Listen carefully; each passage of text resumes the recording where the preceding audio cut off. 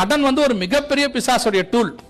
நீங்க போகும்போது தயவு செஞ்சு கூடுமான வரைக்கும் கடனை அடைக்கிறதுக்கு என்ன செய்யுங்க, முடிவு பண்ணுங்க. ஒருவேளை சத்தியம் உங்களுக்கு இப்பதான் தெரியுதுன்னா ஆண்டவர்கிட்ட போய் கேளுங்க, ஆண்டவரே கடன் அடைக்கிறதுக்கு என்ன செய்யணும், எங்களுக்கு ஒரு உதவி செய்யுன்னு சொல்லுங்க. ஆண்டவர் கண்டிப்பா என்ன செய்வாரு, உதவி செய்வார். ஆனா நகையை பூட்டி வச்சுக்கிட்டு உதவி செய்யணும் செய்ய மாட்டாரு. நிறைய பேர் அது வேற இருக்குது, ஒரு நகையெல்லாம் பூட்டி வச்சுக்கிட்டு ஆண்டவர் எனக்கு இதுக்கு மேல கொடுத்தா அடைக்கிறேன்பா, கொடுக்க மாட்டாரு. நீ இருக்கிறத போட்டு அடைச்சிட்டு மிச்சம் மீதிக்கு தான் அவர் கொடுப்பாரு. நான் சொல்றேன், நீங்க உண்மையா அப்படி செஞ்சு பாருங்க, உங்கள் தேவைகளை அதை விட அதிகமாய் சந்திப்பதற்கு கர்த்தர் வல்லமை உள்ளவராக இருக்கிறார். நம்முடைய ஆண்டவர் 5 அப்பம் 2 மீன் அரை மணி நேரத்துக்கு முன்னாடி, அரை மணி நேரம் கழிச்சு எல்லாரும் சாப்பிட்டது போக 12 கூடை நிறைய மிச்சம் இருந்துச்சு. அதே வனாந்தரம் தான். ஒரு மணி நேரத்துக்கு முன்னாடி பாத்தீங்கன்னு சொன்னா ஒரு வயலுக்கும் அப்பம் இல்லாத நிலைமை. ஆனா 1 மணி நேரத்துக்குள்ள கர்த்தர் சூழ்நிலையை மாத்தி எல்லாரும் சாப்பிட்டது போக மிச்சம் 12 கூட நிறைய வச்சிருந்தாரு. அதான் நம்முடைய தேவன்.